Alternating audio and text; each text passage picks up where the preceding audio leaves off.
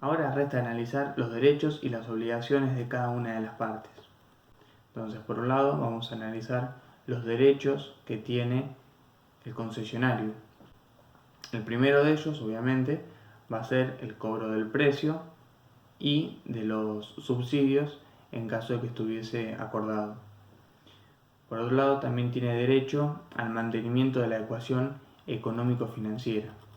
Esto es, el concesionario es quien asume el riesgo en esta clase de contratos. Por ende, es el que realiza la inversión y luego la administración le garantiza un retorno de esas inversiones más una ganancia. Pero hay que tener cuidado con esto porque del otro lado tenemos el derecho de los usuarios, ¿sí?, a no pagar unas tasas o unos precios que sean irrazonables. Entonces, la administración tiene que jugar con, por un lado, los derechos del concesionario y por otro lado, con los derechos de los usuarios. Pasamos a hablar ahora de las obligaciones que tiene este concesionario. ¿Qué van a hacer? Bueno, obviamente prestar el servicio según el objeto del contrato. Ya acá también renace la importancia de los caracteres del servicio público. Lo va a tener que hacer personalmente porque es un contrato intuito persona. Va a tener que indemnizar a los usuarios y a los terceros por todos los daños causados en base a la prestación del servicio, y también tiene la obligación de acatar las modificaciones que pueda realizar la administración en función del ius variandi. Bueno, por otro lado también tenemos los derechos del concedente, que va a ser la administración. Ella tiene el derecho de regular el servicio, a su vez va a tener el derecho de aplicar sanciones,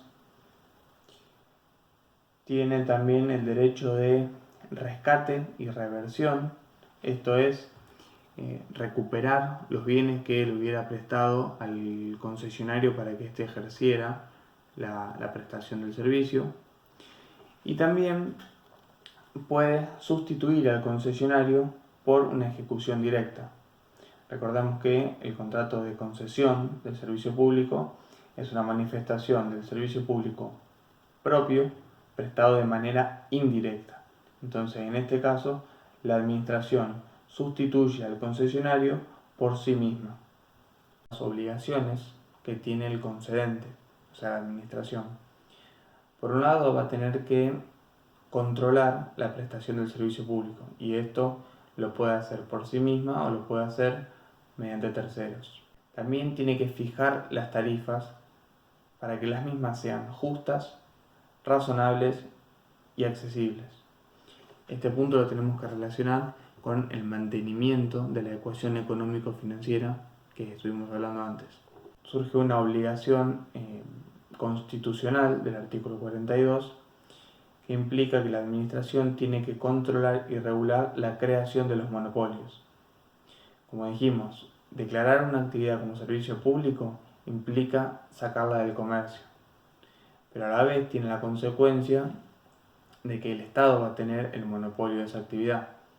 Al brindar el Estado la concesión de esa actividad, puede hacerlo en forma monopólica, porque es natural, es normal de algunas actividades, como por ejemplo la prestación del servicio del agua, o puede hacerlo también brindando un privilegio, es decir, establecer como un monopolio temporal para la prestación de ese servicio. En ambos casos tenemos la creación del monopolio. Entonces, la función de control de la administración tiene que ser mucho mayor. El control lo puede ejercer directamente la administración o un ente regulador. El control no es solamente de legalidad, sino también de gestión, e incluso se revisan los libros y los documentos del concesionario.